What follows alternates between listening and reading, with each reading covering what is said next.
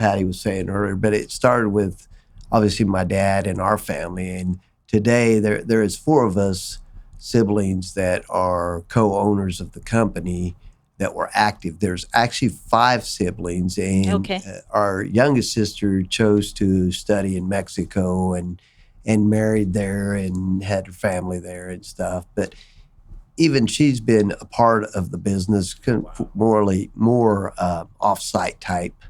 But my brother Raul is over engineering. Patty is president CEO. Myself, I'm in sales and marketing, but also do all the facilities and all the expansions and project manager over all of that.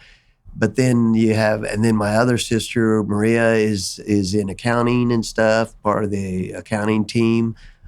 But then we have third generation that are pretty involved, and I won't go through all of them, but there's about 11 of them that are involved as far as third generation. Yeah. Some in engineering, some in maintenance, some in operations, some over the powder coat. I mean, they're kind of throughout, but they've also gone to school to align themselves with those types of jobs. So, but then we have our staff and everything that's also have been with us for a while that have key positions. So if we get hit by the beer truck today, I mean, the business goes on because there's plenty of people there that can operate and carry on. We, yes, definitely have the talent. But George, you can't forget George's wife, Kim. She's head of purchasing and inventory. Yeah. And then I have a brother-in-law, Scott Koehler. He is also involved in the business, and he's also in marketing and has been very involved in the community.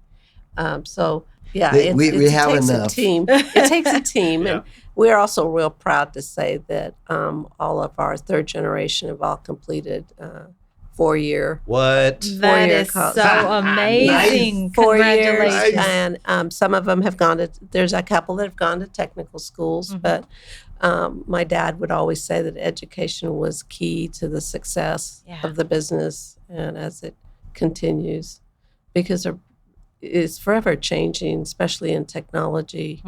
I love everything about that, that I've always admired family-owned businesses, and to see, what the succession plan looks like and what if it's going to continue after the first generation. And it's really, I've always admired you and your family, and as a Hispanic family, doing great things, and like you said, putting your reputation out there and knowing that you can call on JR Custom Metals and get a fabulous product.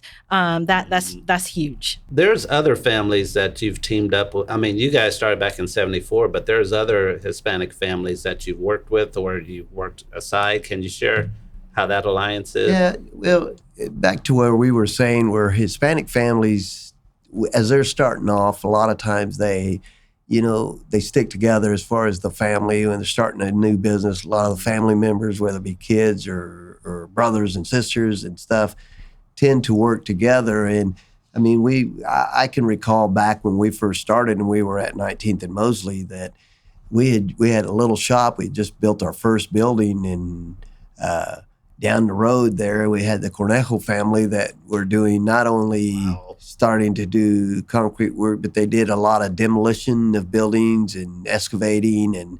And I remember Ron and Marty and Richard and all the brothers over there cleaning bricks. Yeah, for their dad Jesse, and my dad was there, and me and my brother were either welding or machining parts. And I think even as a young person being out there, it's almost like the movie Karate Kid. The kid learns to wax on, wax off, and he doesn't realize that he's learning the moves. Yeah. Right. And sometimes parents put you in a position to learn stuff. And but you see families like that, whether it be a restaurant or construction or fabrication, that Hispanic families tend to have their family members help. And a lot of times they learn that way. And so that was...